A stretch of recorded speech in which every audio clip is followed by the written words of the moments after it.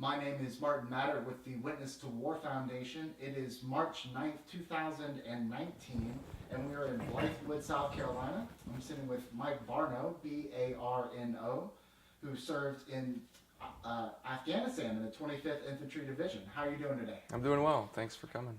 Glad to be here. Thank you so much for having me. My first question is, where are you from originally? That's a complicated question. My dad was in the Army for 30 years, so we moved around a whole lot. I was born in Honolulu, Hawaii, and lived kind of all over the place until I graduated from high school.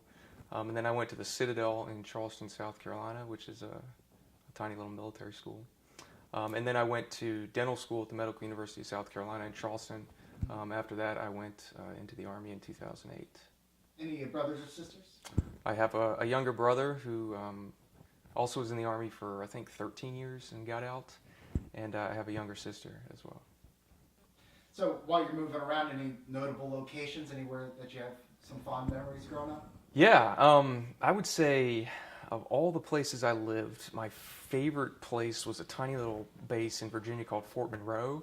It's closed down now. It's kind of in the Hampton Roads area. It was a really old historic fort. I think it was maybe founded in the late 1600s.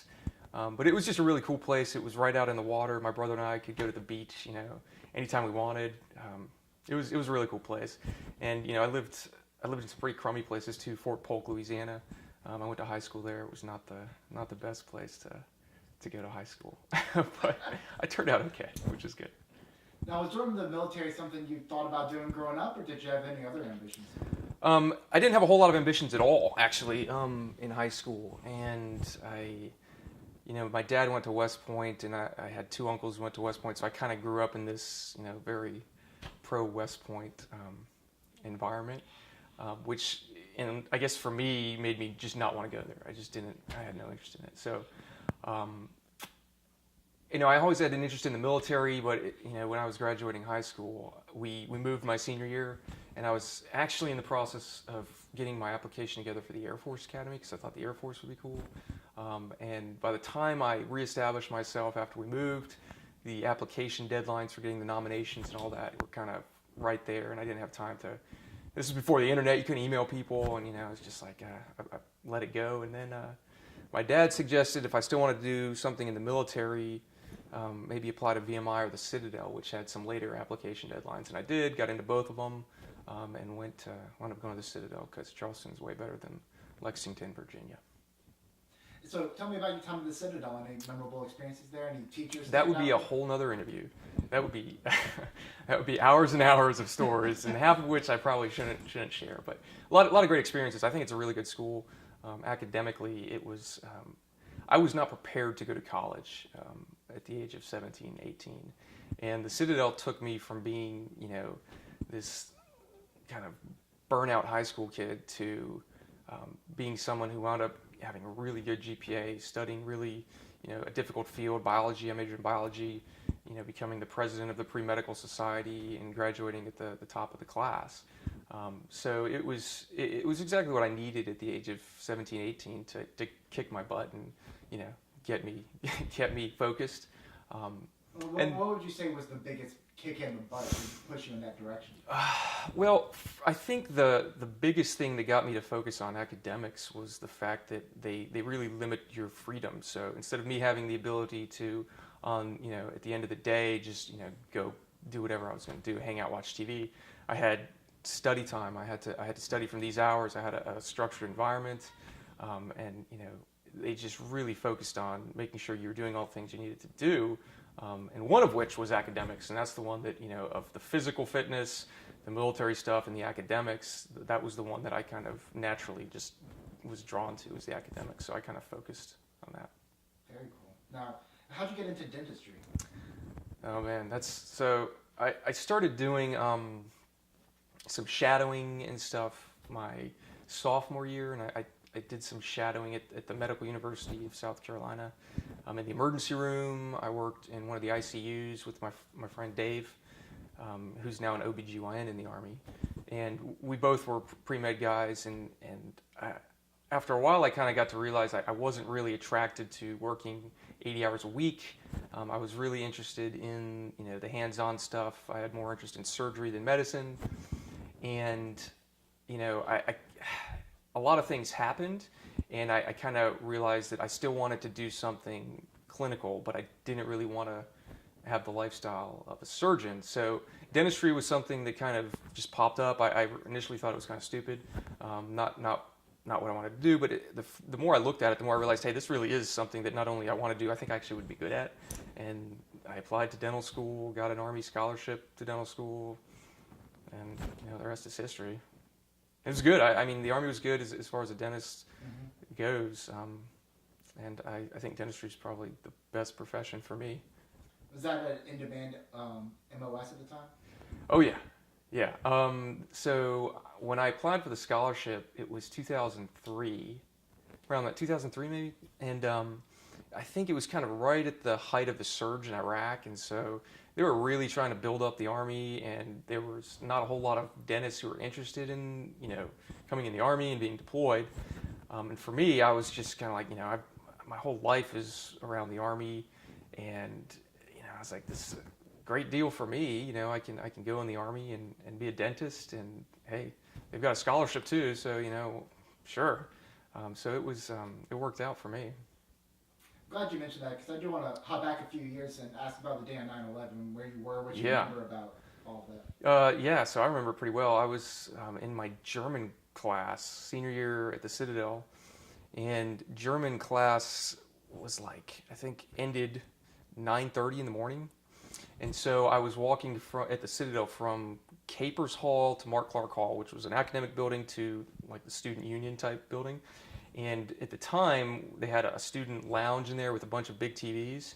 And I was walking there, and I saw all these people kind of congregated around the TVs, and I just kind of stopped, and they were all watching the news, and everybody was kind of shaken up, and there was a lot of commotion going on, and I'm watching this video of this building burning in New York City. I'm like, hey, I asked him, I was like, what's going on? And the guy's like, yeah, a plane just crashed into a building in New York. And as we were talking about that, the second plane hit, and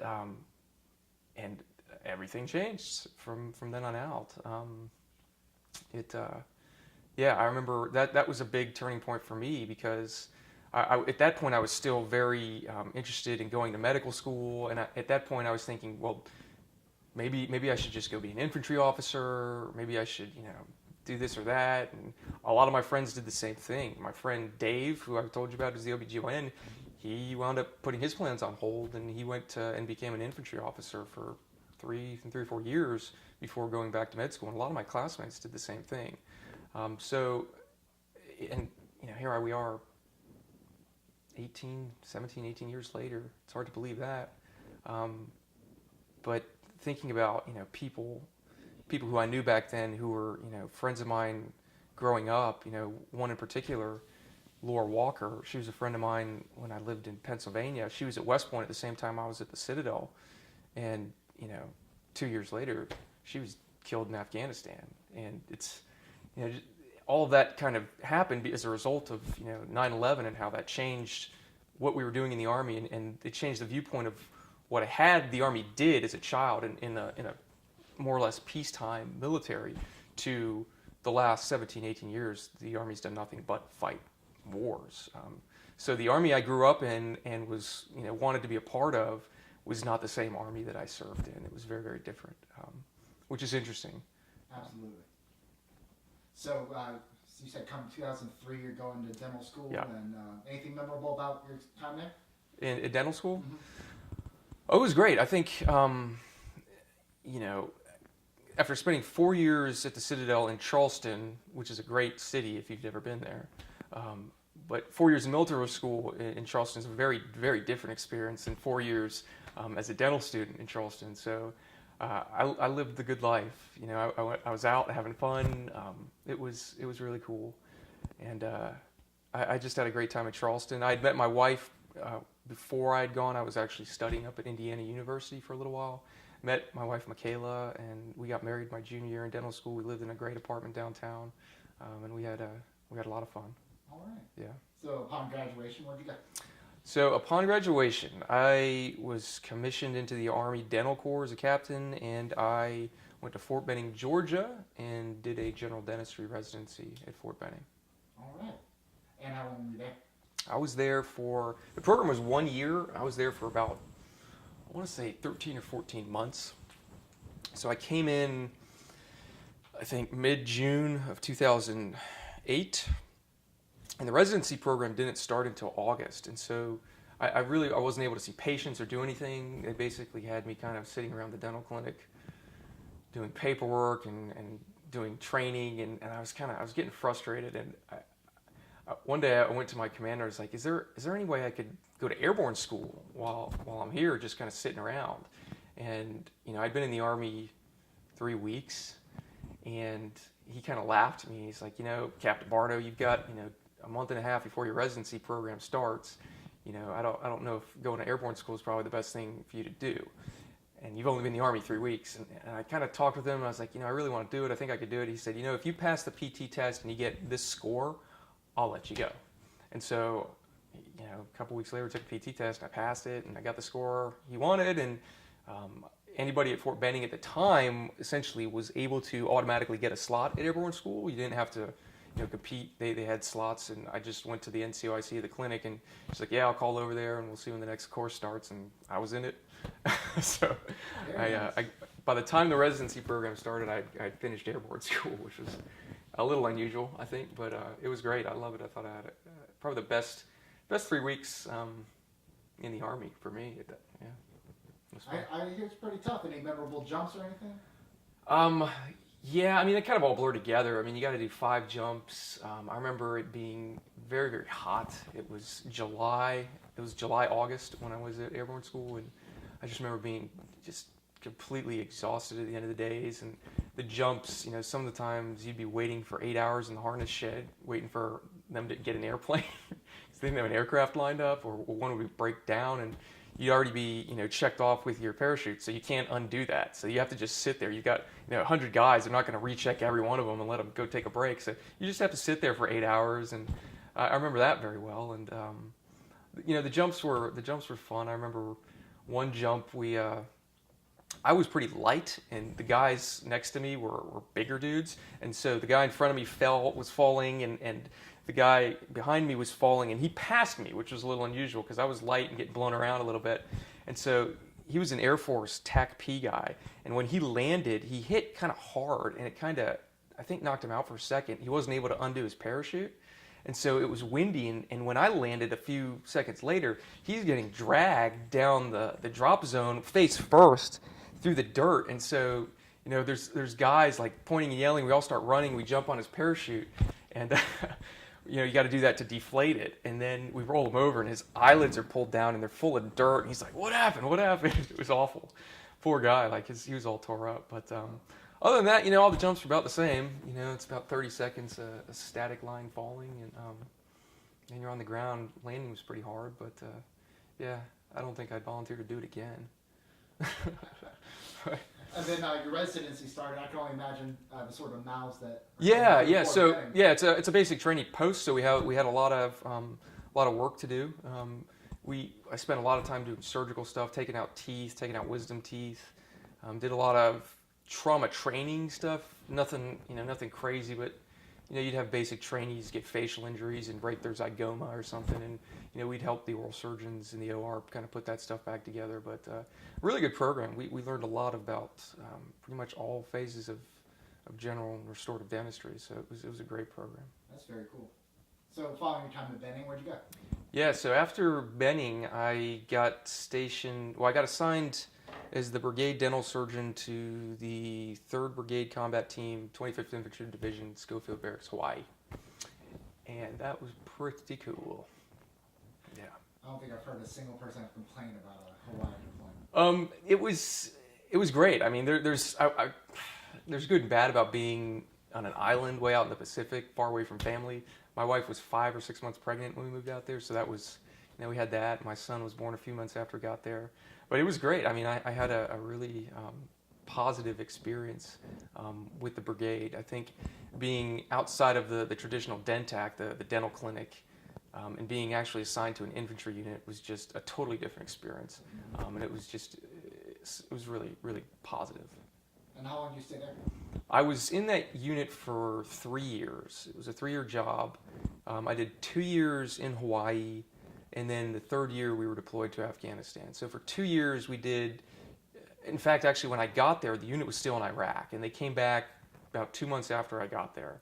And so I had to help them go through the whole redeployment process, getting all the soldiers, their dental exams taken care of. And then I worked in the dental clinic at Schofield pretty much full time, unless my unit was doing some training event.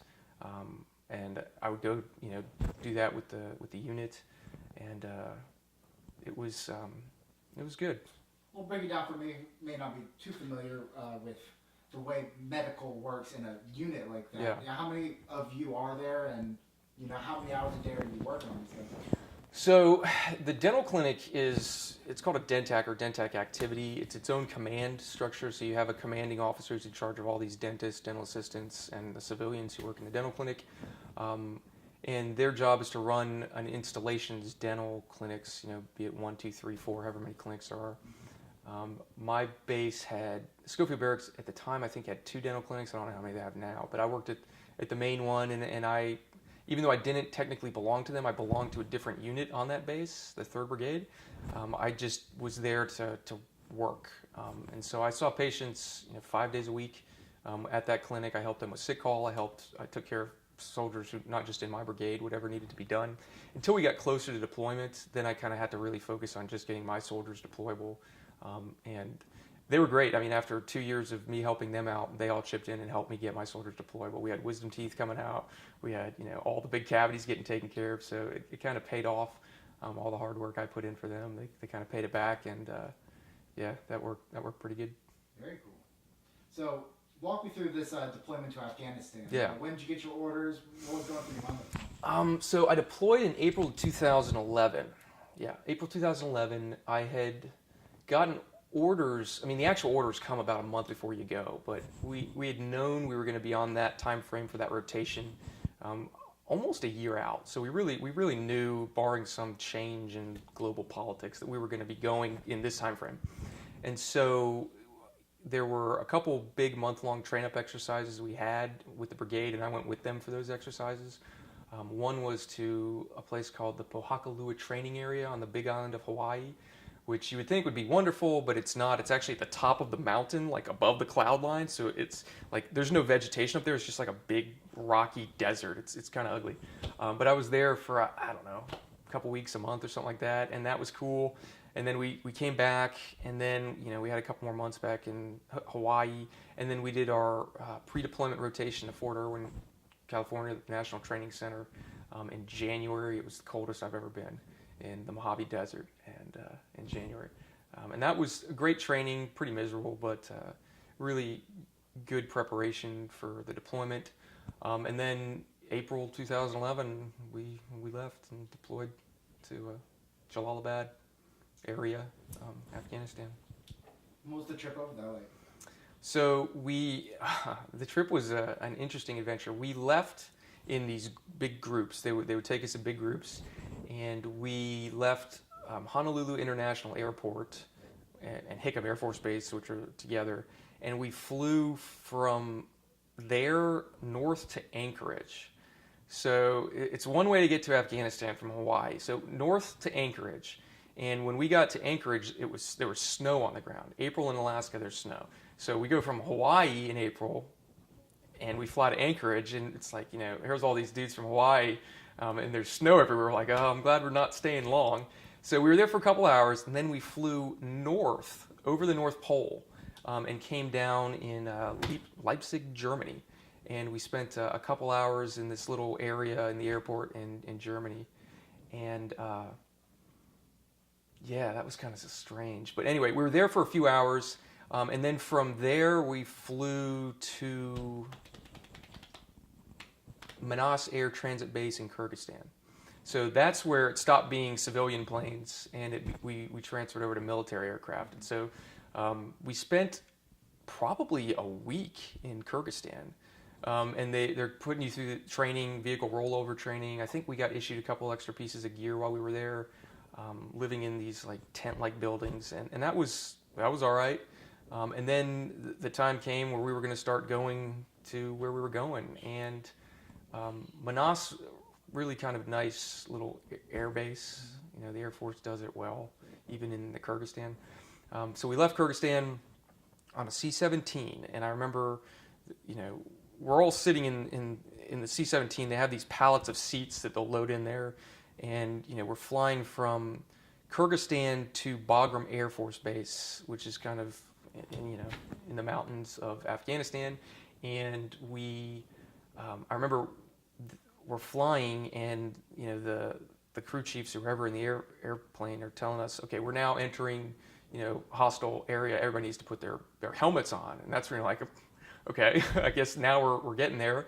And so, you know, we had our helmets on, and finally we landed at Bagram, and it was freezing cold. April in Bagram was cold, and you can see the mountains out in the distance, and there's snow on the mountains.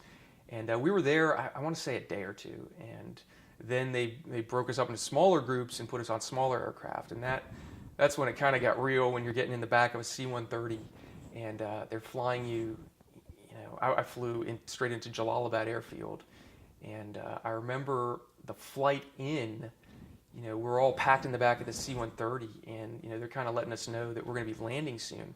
And you know, when they started to prepare for the landing, I felt like G-forces, like we were going up, like you're being pushed down, and something's climbing. But before I knew it, we had landed, and I was like, I thought we were climbing.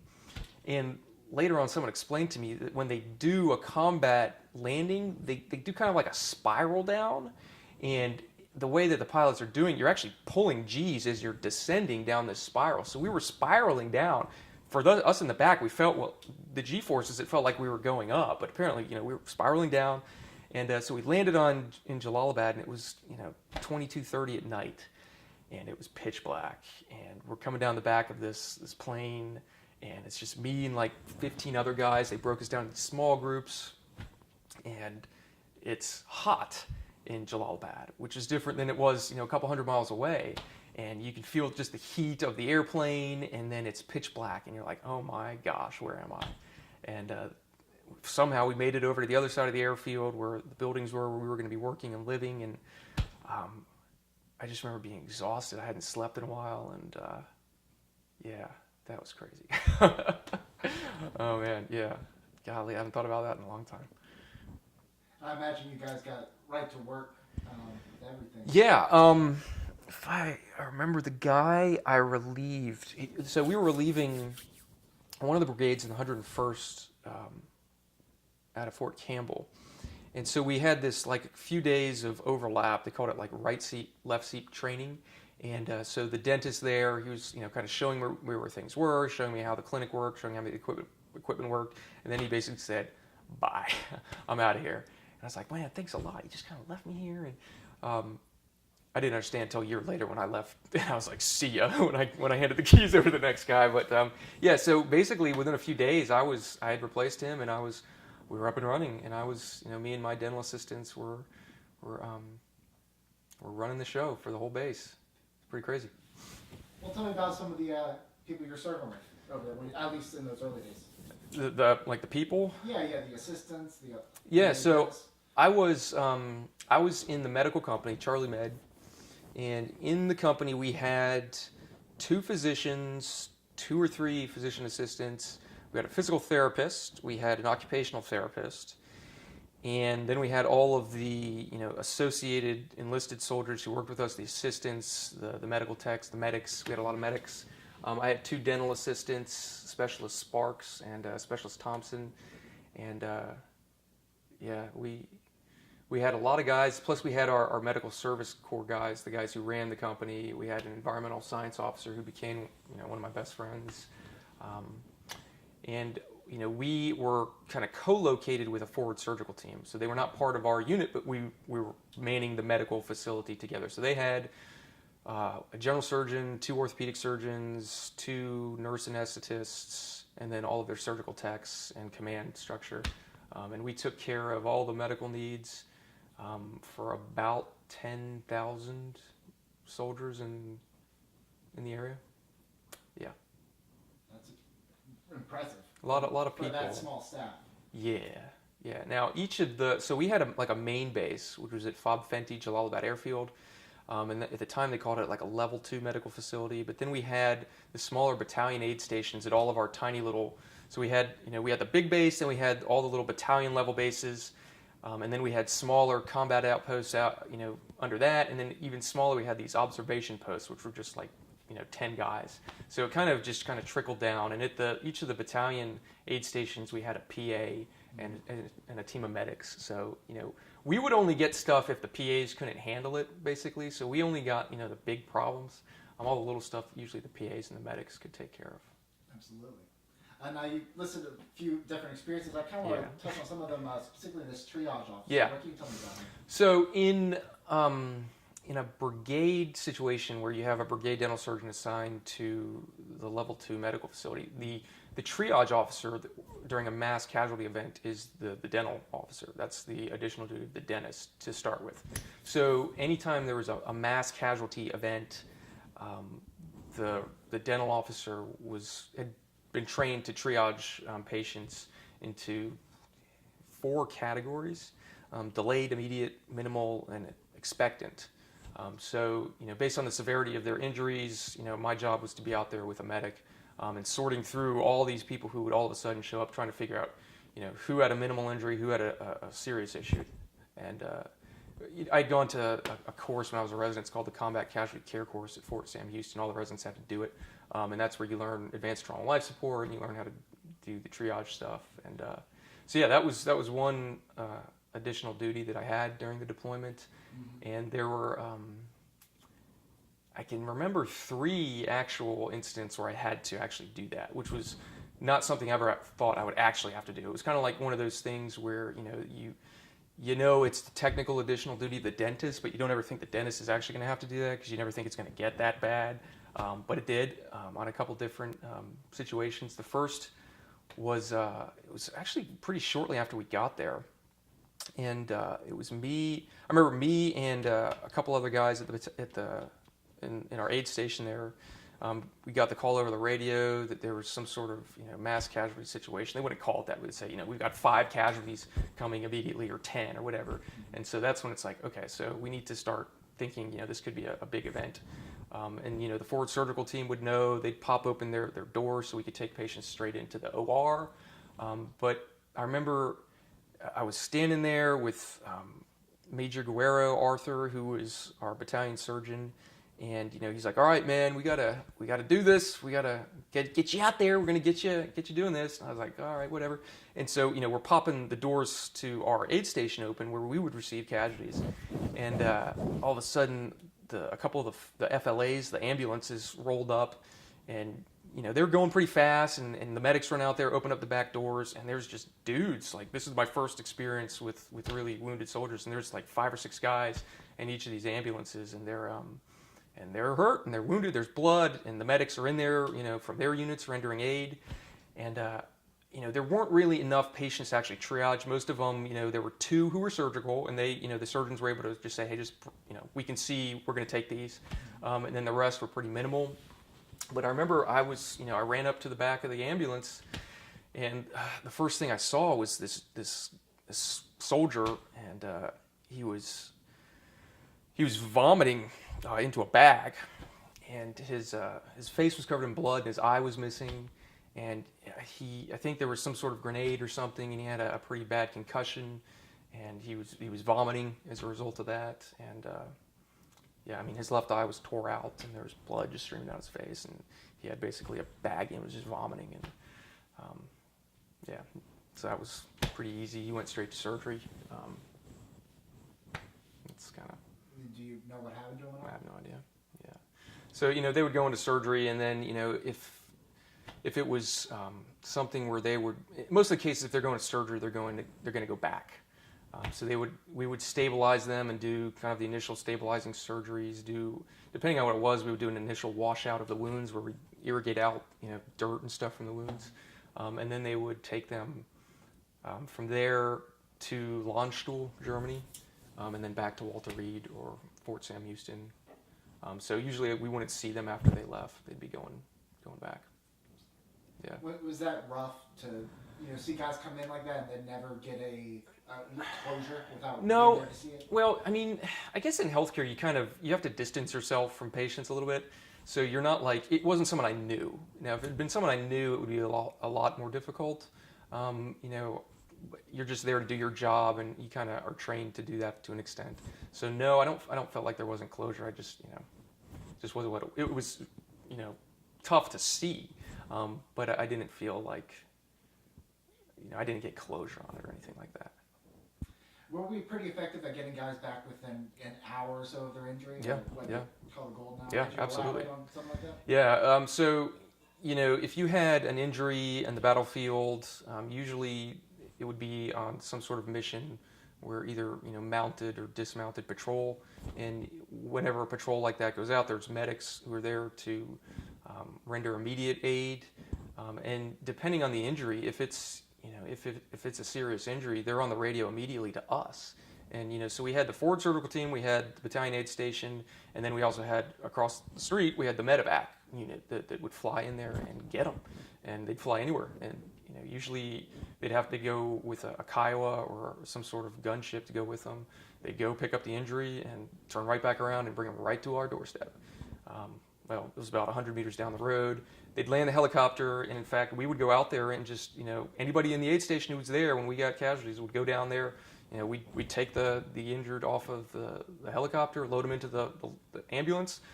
Our medic would drive the ambulance over to the aid station. We'd all run behind it and unload them and take them either into the OR or take them into our aid station.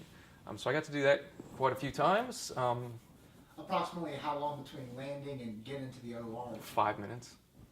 Yeah. So you've got the flight medic who's already on there. We're getting IVs in them. They're getting ready. They're putting tourniquets on, whatever needs to be done. We're just, if we know it's going to the OR, it's as easy as us carrying him to the ambulance driving him over to the doors of the OR, us taking him out, taking him right in to the OR, and then they take it from there. Wow. Yeah. Tell me about the VBID. Yeah, so a VBID is a vehicle-borne IED, and we had one incident of that.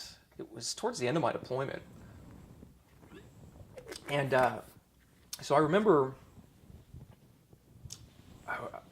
waking up maybe, earlier than I had planned on getting up to just a big shake, just kaboom. And I sat straight up in my bed, and I was like, that's kind of weird. I mean, they would do controlled detonations during the day to blow up, stuff they found, whatever, but it was too early in the morning for that. So I kind of sat straight up in bed, and I looked at my watch. I was like, what's going on? I was like, okay, if that's a real bomb, then the alarms will start going off. So I waited, and within 5 seconds, the alarm started going off, and it just said initiate force protection condition Delta over and over and over. And that meant something would happen. So, I hear a big boom, the alarm goes off. That means, something bad is happening. So I run, my job is, and all the medical people, we have to, when that happens, we go to the aid station, and, we have our coordination of how patients come to us. And so we're all kind of running around, and we're in our, body armor and helmets. That was the protocol. And no one knows what's going on. So something is actually happening because there's a ton of confusion. No one knows what's going on. And I'm asking my first sergeant, hey, what happened? He's like, trying to figure it out. And finally we get a call. There was an incident at the ECP, the entry control point. A guy tried to get on the base and blew up his vehicle. He was loaded with explosives, blew up the vehicle, and then we get word we've got like 10, 15 possible wounded coming to us. And so that's when it's like, okay, we've got a big problem because no one's really tracking what's going on right now. We're 5 minutes from the incident. Everybody's kind of stunned. We're trying to figure out what's going on. Now we have to make sure we've got our surgeons awake, and everybody's got to be there. So people are running around. It's getting kind of crazy. And I'm out front. I'm the greeting committee. I'm the triage officer. So I'm out there with our platoon sergeant, Sergeant Brogue, who is a medic, and we're in full kit, just kind of waiting. We can see smoke coming from the ECP. We know something happened. And we also know that 3 or 4 of our soldiers were on guard at the ECP. So we don't know, are our soldiers killed? My dental assistant was one of the guys who was guarding the gate that morning. He was on duty down there. So I'm kind of like, oh my gosh. So anyway, I remember a pickup truck, it's a Toyota Hilux, comes flying up the road and just stops like right in front of us, and all these dudes are in the back, and they're waving, yelling at me to come over, and these two guys hop down out of the back, and they're like, help my friend, help my friend. Now these are our Afghan National Army partners, so we worked with these guys, we guarded the gates with them, and they're like, hey, help my buddy, and so I'm like, all right, so I jump up in the bed of the truck, and their buddy's laying kind of face down like this, and his leg is tore open, and there's just dirt all over the guy. And I look at his leg, and I can see straight through to the muscle tissue, and I can tell it's not perfusing, it's gray, and it's not bleeding. So I kind of get up there, and I grab him and turn him over, and his head's gone.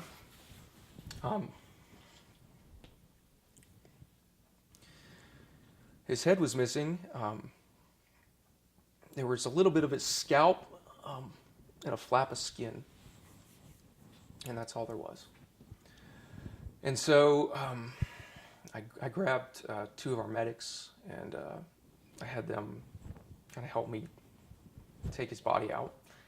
And here I am, triaging guys, minimal, and expectant, which means he's dead. And I don't understand why the Afghans couldn't understand that. I was trying to say, he's dead, I can't help him. They're like, help him. It's like, I can't help him. He doesn't have a head. So anyway, we took him to an area where we had designated for, dead bodies, because you don't want those where everybody can see them. The two medics are carrying him on the litter, and we carry him past the entrance to the forward surgical team, and one of the surgeons, he kind of looks at me, he's like, where are you going? It's like, he's dead. And he kind of looks at him, and just as a courtesy, he kind of puts the stethoscope on the chest and just kind of waves us by. So that was tough. That was just, he's not even a U.S. soldier, but he's a human being, and you can smell his insides, and it's just awful. But we had a whole bunch more casualties that morning. All from one VBID? All from one VBID, yeah. I think at the end of the day, it was like 8 dead. All the killed were Afghan National Army soldiers, and then we had a handful of soldiers wounded. So after we kind of got all those injured there and sorted, and I triaged everybody, we kind of had the medics on the outside rendering basic aid to the minimal guys. The OR was full, the 2 surgeons were busy, the PAs were pretty busy inside, and finally me and Sergeant Brogue were outside, and it's like, okay, we've got, they've got everybody on the radio, no more casualties coming, so Brogue and I go back inside, and, actually it was our battalion surgeon, number 2, the second guy after Arthur left, I can't remember his name, Jeff Lazak. He said, yeah, can you go, we got some guys in here with some facial wounds, can you help sew those up? And I was like, yeah, sure. So I go in there, and the medics are kind of rinsing out this guy. He's got his lip tore open, kind of all through there, and I sutured him up, numbed it up and closed it up, and this is all. By the time it's all over, it's 8:30 in the morning. So 2 hours from start to finish, and I'm supposed to start seeing sick call patients at 8:30, and I've got blood on me, and at that point I had a pretty heavy coffee addiction. I was addicted pretty strong, and I hadn't had any coffee, so I'm kind of a little jittery. So I was just like, you know what, we're going to cancel morning sick call.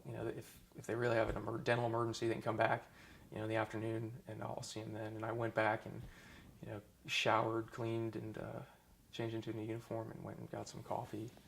And then I kind of took the rest of the morning with our brigade nurse, talking with her, and just kind of recomposing ourselves, and then going back to work right after that. Yeah. So speaking of the Afghanis, tell me about the ones you interacted with. What was your relationship with them like? We had 2 Afghan translators who were actually assigned to the medical facility. Their sole job was to translate for medical purposes, so they had kind of additional skills of being able to speak English and know a little bit medical stuff. Max and Rocky were their names. So they're pretty cool guys. They were, I would say, pretty Americanized for Afghans. And How old were they? who knows? I don't know. They could have been 12. They could have been 30, man. It's hard to tell sometimes. I would say they were probably, between the age of 17 and 23. Honestly, it was kind of hard to tell.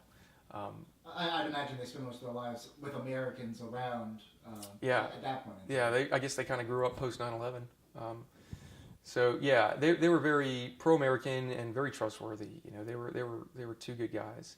But I got to do some work with some local dentists, the Afghan National Army dentists, Afghan National Police dentists, and Afghan Border Patrol dentists.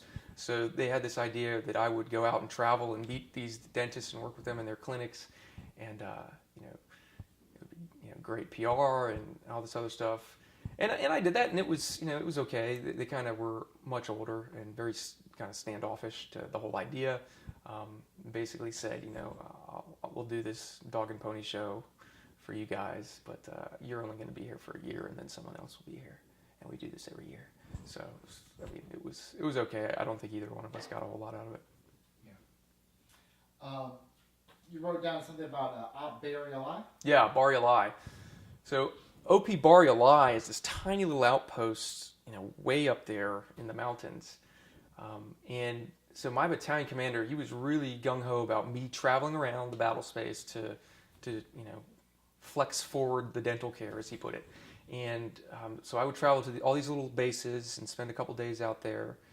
But OP Bari-Alai was probably, I want to say it's the scariest place I ever went, but it was definitely the spookiest place I'd ever been. And it still probably holds that title. So it's this tiny little outpost on the top of a mountain. And it's, no joke, there's like 20 guys there. And the whole place is these tunnels that they've built just to protect themselves. And there's these towers with machine guns, and you go up there, and there's bullet holes in everything. And we're just up there monitoring a road. The job of that place was to monitor this supply route road and to be able to see kind of basically around this curve of mountains, so that when we would do our supply missions on that road, that we could defend our convoys from this point. And I think several years before, the base got overrun and like a bunch of people got killed up there. So it was definitely very, very spooky. And the first thing, we landed there in the middle of the night. So we flew from this tiny little combat outpost called Turtle King on the back of a Chinook. And it's night, me and a couple other guys, it was our physical therapist, our environmental science or public health officer, and me, I think. It was just the three of us, and maybe our assistants. So we're in the back of this Chinook, flying up from this tiny little outpost at river valley level up to this mountaintop ways away in the pitch black. And instead of landing the helicopter, they just lowered the back of it and kind of, touched it down just a little bit and told us to get off. And it felt like we were still flying, and they lowered and you can see mountain tops, but you can't see anything else. So they're telling us to get off into the dark, and it basically looked like they're asking us to jump out of the helicopter at 10,000 feet. And finally you see like a chem light or something out there, and we go down the back of this ramp, and there are these guys there waiting for us, and they're like, get down, get down, get down. Helicopter flies away, your eyes adjust a little bit, and you realize you were in the middle of nowhere. And they take us inside, you go through these like almost tunnels. It's all just, sandbag tunnels. And they kind of, welcome us. I don't mean this disrespectfully, but it was almost like Lord of the Flies up there. It's like guys hadn't been shaving, they were just wearing t-shirts, and there's a lieutenant in charge of the whole thing, so that can kind of give you an idea of how things are up there. But the lieutenant's like, hey, this is what we do up here. It's pretty dangerous. This is the Medal of Honor plan, and he kind of briefs us on the last man standing protocol they have. And so it's like the dentist, the physical therapist, and we're like, what? It's like, yeah, so we're at really high risk of getting overrun up here. So this is our last man standing plan. We call it the Medal of Honor plan. So they had a series of claymore mines inside of their own tunnels. And basically they had a plan where if you're getting overrun, everybody retreats back and back and back towards the most inner part, and you detonate the claymores as you go.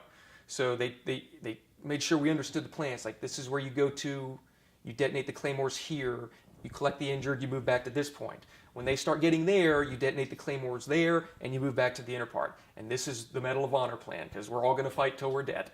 And here I am like a dentist. I'm like, ugh. It's like, golly, okay. So I spent 2 or 3 days up there, and the next morning, you see the sun come up, and you realize that, oh my gosh, we're way up in the mountains. I remember laying down at one point and looking down and seeing a Kiowa flying below me. That's how high we were. So it was an amazing place. The soldiers up there had been up there for several weeks to a month. They would rotate up there. They were ready to come down. Very, very spooky. I mean, those guys, they got attacked a lot. They didn't get attacked while I was there, thankfully, but man, it was a spooky place, and it makes you realize that the guys who are out there defending that stuff really, really are brave. You read out something, I think it's a sniper incident? Yeah. That happened there? No, that happened at Cop Honecker Miracle. OP Honecker Miracle? Yeah, you got it. So, on another mission, I was up at a base called Honecker Miracle, named after 2 soldiers who had been killed previously. And it was kind of in a little mountain valley, and there was a sniper who had positioned himself, right outside our base, and he was shooting down at us, and we were trying to get him, but for some reason we just could not get this sniper. And I think there was a reason. I think he either had his child with him, or he had someone else with him that was a non-combatant, and we couldn't just blow him up. So our snipers were trying to get him, but he had just been there apparently for days shooting. And so anytime you had to leave a building and go to another building, even just to go to the bathroom, you had to put on your full body armor and run. That was their protocol. So, I'm up there for a couple days, and we're hanging out in that battalion aid station with one of our PAs. I can't remember her name, but I was out there to put fluoride varnish on soldiers' teeth, and I was there with Specialist Sparks, my dental assistant. And, we would do this. We would go out and we would, check people's teeth, tell them if they had a problem that needed to come back and see me, or if, we could just put fluoride on their teeth, help them out a little bit from a preventative standpoint. And needless to say, not many people wanted to come out and see us that day because, they had to risk getting shot. But people had to do things. They had to go to the bathroom, they had to go to the mess hall, they had to do their laundry, and they had to function, the guys who were stationed up there. So we're sitting around like watching a movie or something in this aid station. All of a sudden the alarm goes off, something's happened. And so the PA's like, okay, yeah, she's on the radio. Yeah, someone got shot. And she's just like, yeah, someone got shot. And, we have to move all my dental equipment out of the way because we know he's coming in that door. Not 3 minutes later, this guy just barges through, and he's got 2 other buddies, and he's running, he's holding his arm, and, the medics get his body armor off, they cut his uniform off, and sure enough, he got shot right through the arm by the sniper. He was apparently going to get his laundry, and the sniper saw him and took a shot and got lucky, hit him.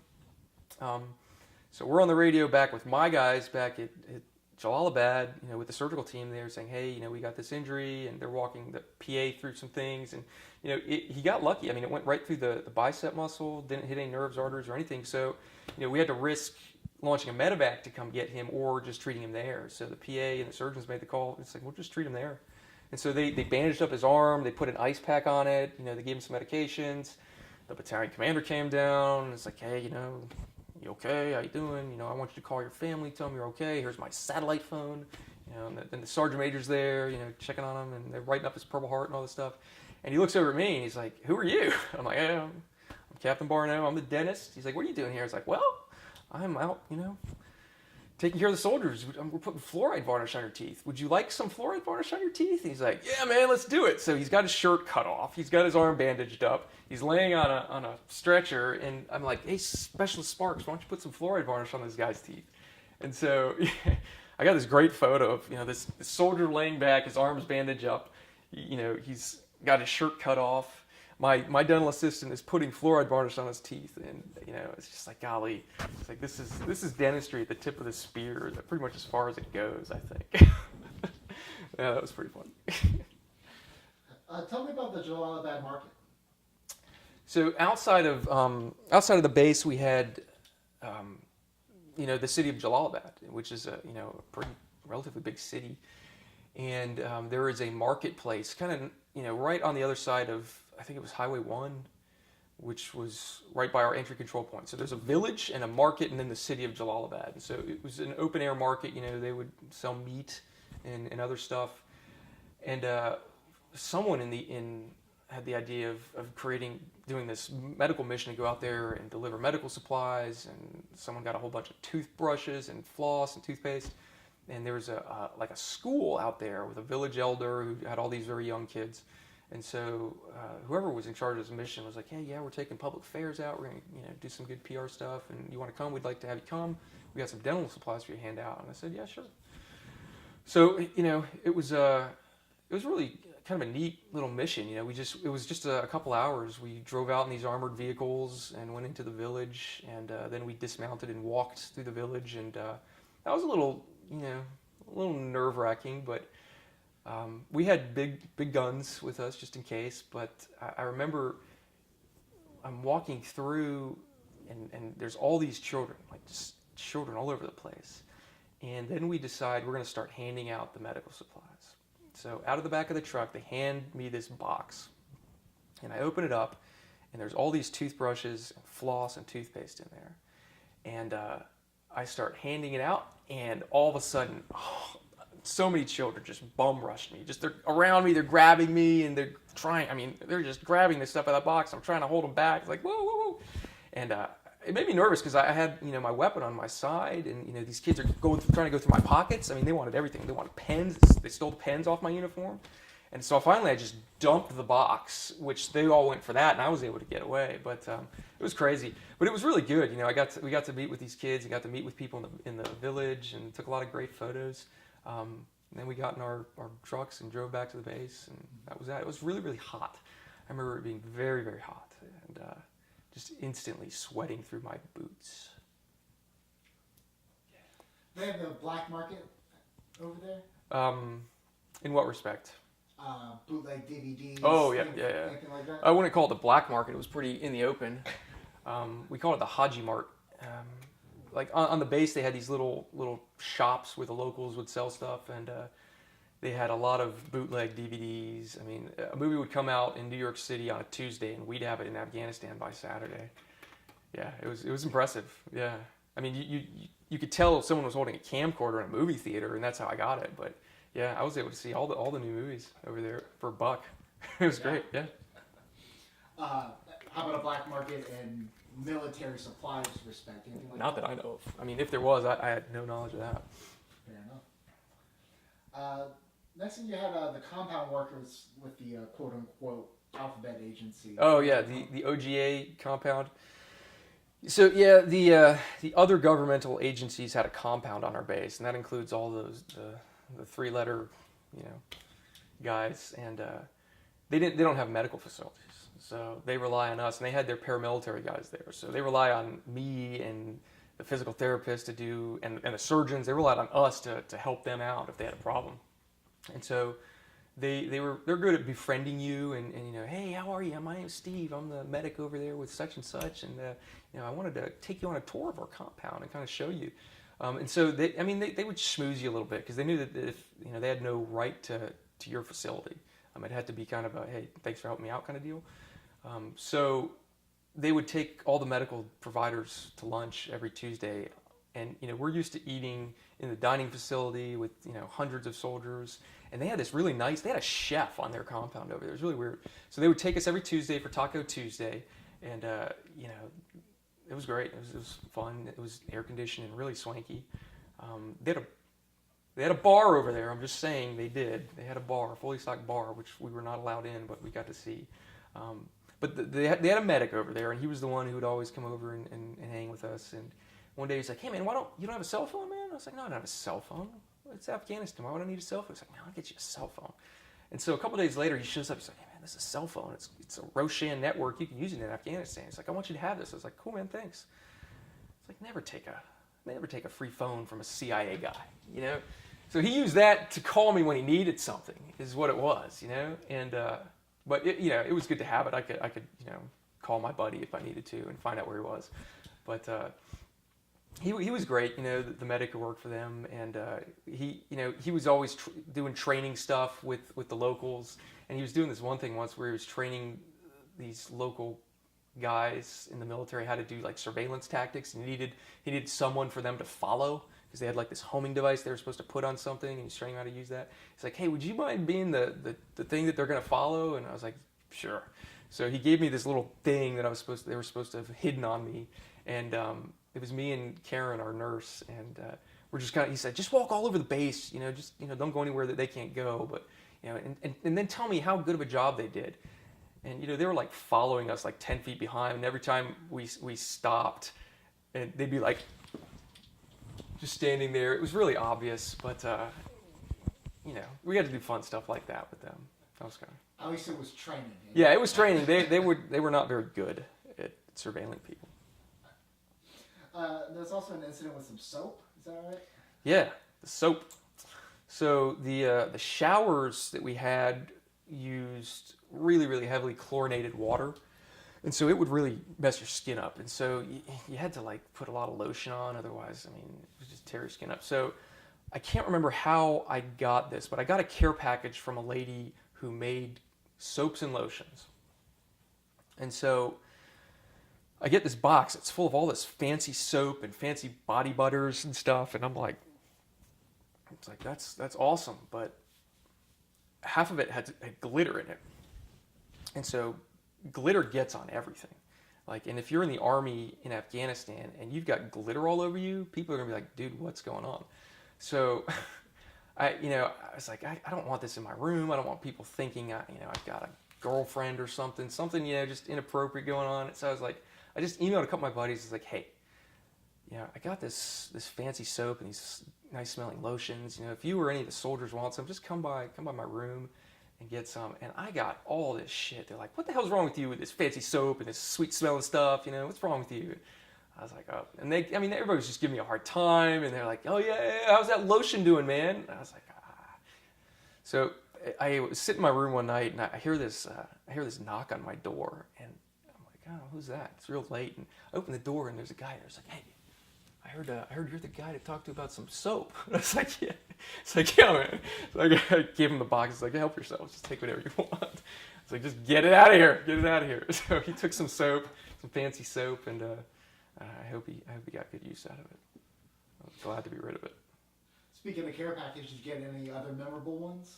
I got more care packages than I think anybody in the company, which was great. My wife sent me just amazing care packages. My parents and my brother and sister, they sent me care packages all the time. And I would take out a couple things that I needed or had asked for, and then I'd take the rest of it and take it down to the soldiers and just say, hey man, you guys help yourselves. And it was usually full of candy and stuff they didn't need. But yeah, I got a lot of care packages, which was nice. Were there any in-demand items for guys out there? Absolutely. Tobacco. Yeah. Dip and cigarettes, which is actually, I know I was the dentist and, I'm supposed to, not tell people to dip, but honestly, if I could, and I was going out on a mission to one of the really tiny bases, I would take some cigarettes and dip to give to the guys. And they were my best friends after that. Yeah. So the next thing you had written down was the day Osama bin Laden was killed. What can you tell me about that? Yeah, so I was in Afghanistan when Osama bin Laden was killed, and he was killed about, I think, like 80 miles east of my base.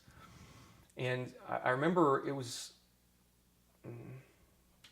around the time of that, and there were all of a sudden a lot of SEALs on my base.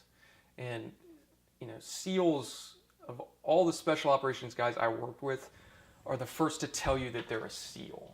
And no joke, I worked with Army Rangers, I worked with, other Tier 1 units in the Army, Special Forces guys, pretty routinely, and all of them were pretty discreet. But the SEALs, no joke, showed up. Every time I saw SEALs on my base, they were wearing their gold SEAL trident in Afghanistan. So they were not shy about letting people know who they were. But anyway, around that week, there were just a lot of SEALs around. And I didn't think anything of it other than, whatever. But I remember it was around that time we had been briefed that we were going to be wearing our body armor all day long for a couple days. And we were like, what's that about? and it was kind of frustrating. But finally it was over, and we could go back to normal stuff. And I'm sitting in my clinic one day, and I had access to internet, and I get a Gmail message from a buddy of mine in Hawaii, and he said, "Good shooting, you did a good job on that one." I was like, "What's he talking about?" He's like, "Yeah, man, you got him." And he said, "You got him." I was like, "I don't know what you're talking about. What are you talking about?" He goes, "Osama bin Laden, you got him, man." I was like, "What are you talking about?" He's like, "They killed Osama bin Laden yesterday." I'm like, "What?" And so I'm like, "Are you serious?" He's like, "Yeah, man, did you know?" I was like, "No." And so I run over to our company CP, the headquarters, where they had AFN News. I was like, "Turn on all the TVs, turn the TVs on." And it's breaking on AFN, and they're like, Osama bin Laden was killed. And we were like, "Holy crap." So, I mean, no one knew the details of that raid for a long time. I mean, at least, the normal people, regular people didn't know about that. But, come to find out, they launched that raid out of my base, like the night, that before that buddy was texting me. And they launched it from my base, went over into Pakistan, got him, and apparently brought Osama bin Laden's body back to my base before taking him up to Bagram and then out to the aircraft carrier. So it's like, golly, all that happened, right while I'm here, right under my nose, which was crazy. And then immediately all the SEALs were gone, but it was kind of crazy. That is pretty insane. Yeah. So I guess if that's true, I guess I have been 500 feet from Osama bin Laden's body. If it's true, I don't know. Mm-hmm. Too bad. The fact that nobody on base had any clue. Well, and someone emails you. I wouldn't say nobody on the base knew, but the dentist didn't know. I'll tell you that. The dentist had no idea that was going down. Too bad they didn't need like a forensic dental ID. That would have been cool. Right? Yeah. That would have been a really great story. That would have been. Yeah. Or maybe they did, and I just can't tell you. No, they didn't. Tell me about Fob Joyce. Fob Joyce. Fob Joyce was one of the battalion level fobs. I can't remember what this 235 infantry or 227 infantry. You had that one.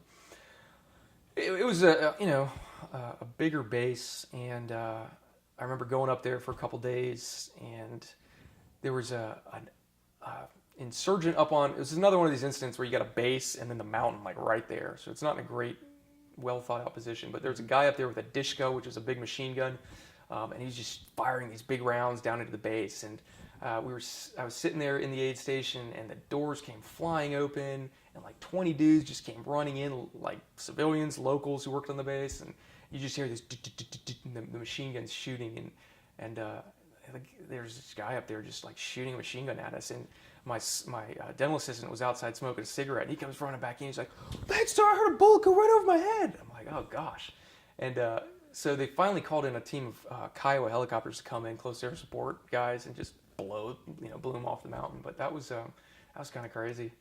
Yeah, a guy shooting machine gun, my dental assistant, crazy. It's another reason not to smoke. So tell me about some of the hygiene and oral issues that you saw associated with being out in the field too long. What was really common out there? I would say infected wisdom teeth was a big one. Guys, oral hygiene kind of goes down when you're in the field, understandably so. And when your body's stressed out, your immune system kind of gets suppressed a little bit. So you may have this long-standing issue with a wisdom tooth that it's kind of been under control, but when you get stressed out and your hygiene goes down, man, the bacteria just take over. So I saw a lot of infected wisdom teeth, saw a lot of big giant cavities that got big real fast because guys aren't brushing their teeth. There's no fluoride in the water, and they're eating Skittles for breakfast, and they're drinking soda and Rippets to stay awake. So yeah, there's a lot of dental decay in my soldiers who were supposed to be good to go before we deployed. Stuff just got bad quick. I did a lot of root canals, took out a lot of wisdom teeth. I did some, a handful of facial trauma stuff. Guys got hit in the face, tooth knocked out, or busted lip, or that kind of stuff. I got to go in the OR with the surgeons anytime there was a facial wound, just because they wanted my help kind of putting that back together, which was cool. I enjoyed doing that. Confirmed my decision not to be a surgeon. But that's what I did all day, every day. Oh, yeah. Just that dental emergencies, basically. Well, tell me about getting your orders home and getting back to the States. So, it was, I came back in April 2012. I remember kind of the journey back. So the new unit, just like when I got there, the new unit showed up, and we had this kind of overlap. We call it the right seat, left seat handoff. And in fact, the dentist who replaced me was a friend of mine from dental school, and he had done the residency at Fort Benning before me, and he was replacing me in Afghanistan. And I think his brother, who was a dentist, also was actually the dentist at that base 5 or 6 years prior, which was kind of interesting. But yeah, his name's John Wise. He showed up there, and I kind of helped him get oriented to where things are, how things work. I think I sold him my refrigerator, and then they kicked us out of our rooms. Basically said, "You guys got to get out. We've got too many people here. Go find a place to live." They literally said, "Go find a place to live. We don't know when you're leaving. You got about a week. Find a place." So I stayed with my buddy John in his office 1 or 2 nights, and then he got kicked out of his office, and we went and stayed in it wasn't an abandoned building, but it looked like that. It was an under construction building.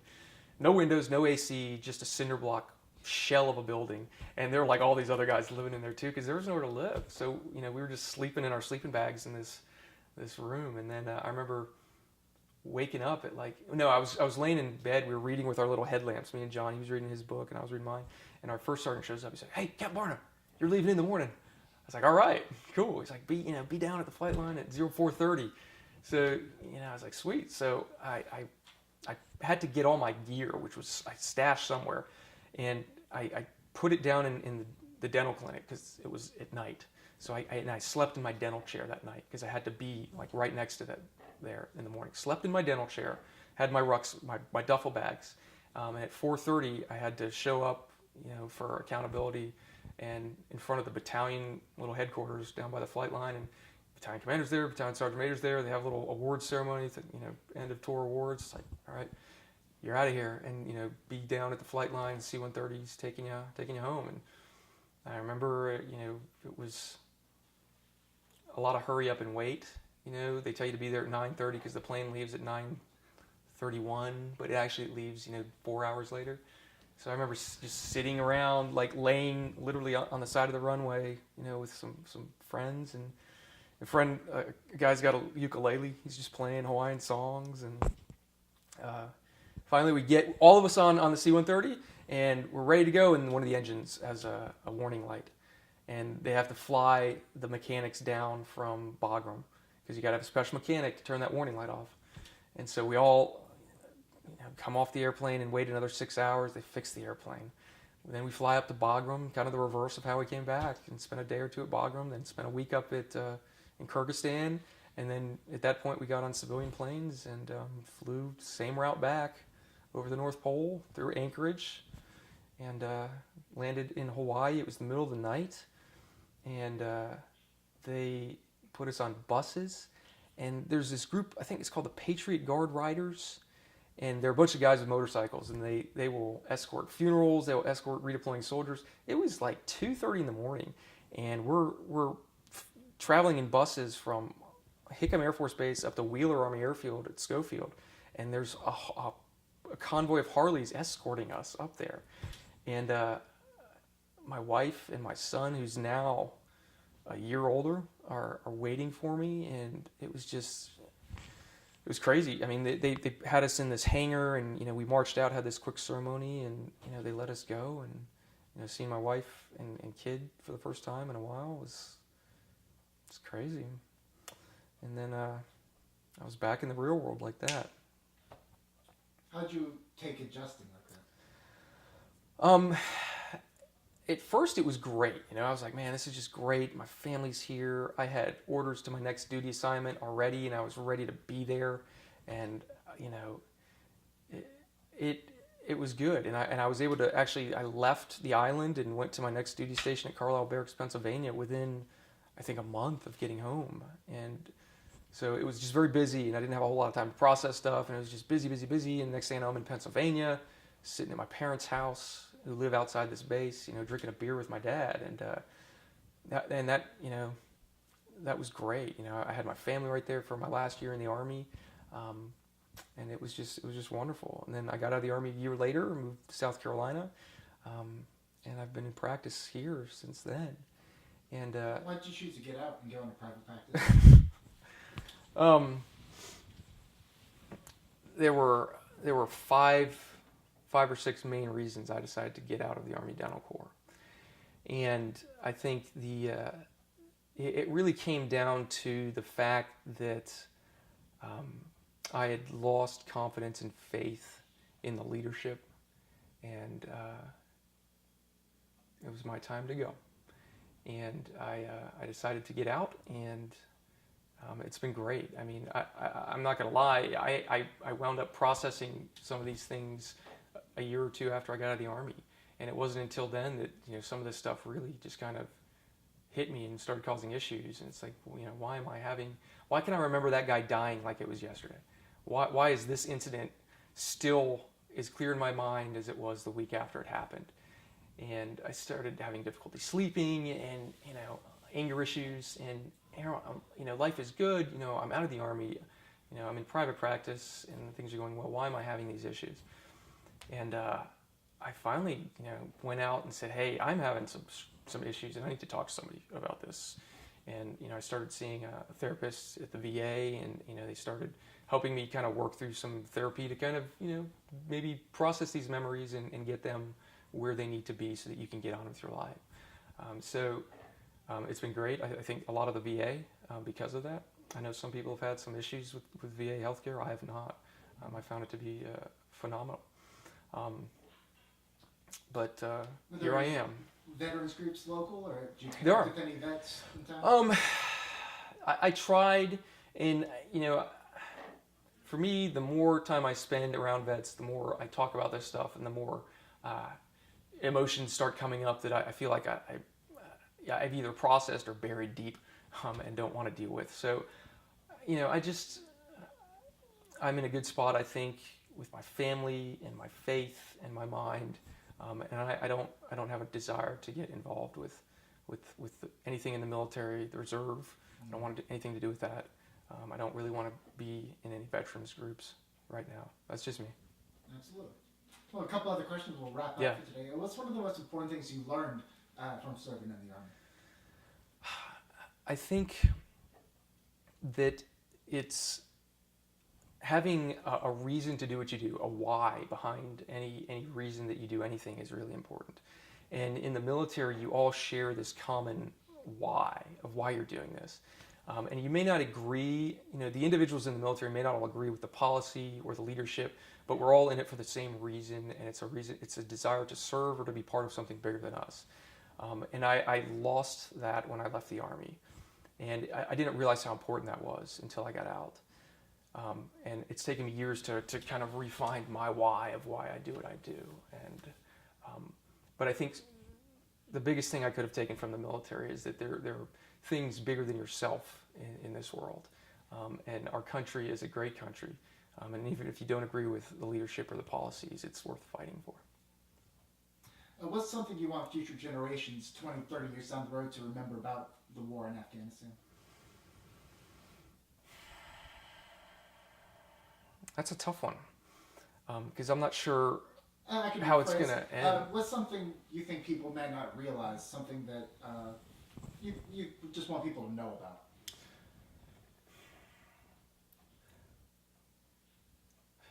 That's a tough one, because I have mixed feelings about the war in Afghanistan. But I think at the end of the day, I want people to remember that a lot of good was done there. A lot of good was done. And, even though there was a high cost to the U.S., I think there was a lot of good reasons for us to be in Afghanistan. I still think there are a lot of good reasons for us to be there. Afghanistan's a difficult place, and I don't know if Afghanistan's ever going to change. It's a unique culture, and the British found that out the hard way. The Russians found that out the hard way, and the United States is going to find that out the hard way. But all that said, I think there is some good that came out of it, and I'm proud to have said that I spent time there. And is there any song that, if you heard it today, would take you back to Jalalabad? Yeah, I actually had a playlist of songs that I would listen to while flying in helicopters, because it was always kind of scary, and I needed some motivational stuff. As far as an individual song, I don't know.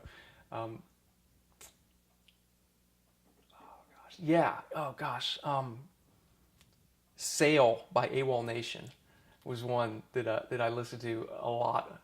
I can't stand that song now, but You and me both. yeah, I've listened to it enough times. That song will always make me think of helicopters, missions at night, Afghanistan. Yeah. Lastly, any words of advice, final thoughts, closing arguments for anybody who might watch this in the future? I was telling you earlier that I kept a journal. I wrote in it every day when I was in the Army. I made it a point to do that whenever I could. There were times where I couldn't write in it. And I kept a blog that I had. It was armydentistry.com or something like that. And I wrote a lot of stuff down. I had one outlet when I was in Afghanistan. That was the ability to write. I could write whatever I wanted. I didn't necessarily publish all of it at the time. In fact, I got in a little bit of trouble publishing some things while I was there. But everything I wrote in there was written within a few days or a week after the event, so that it would be fresh, it would be accurate. And there were a lot of good and bad things that I wrote about. And I would want people to have, I would want to keep that where it is. I'm going to try and keep that website up. I don't write on it anymore, but it's still there. It really is a very accurate representation of my point of view of things at that point in time. I also, if there's ever a dentist or a young dental student who's interested in serving in the military, or the Army in particular, I would say it's a phenomenal experience. I mean, it really is. There are a lot of guys who try and just get their scholarship, their dental school paid for, do what they got to do and get out of the Army. But I took the opposite approach. I said I wanted to have an experience that would be beneficial, and that I wanted to serve the soldiers while I was there, and I really pushed out as far as I could go. And I would say, if you're in the Army, try and do that, because there's some great experiences for a dentist to be out there. And my experience in the Army was phenomenal. Well, I can't thank you enough for taking the time to share your thank you. stories with me today. It's really Appreciate an honor it. and a pleasure, but more importantly, God, thank you so much for your service. Yeah, thank you, man. Appreciate it.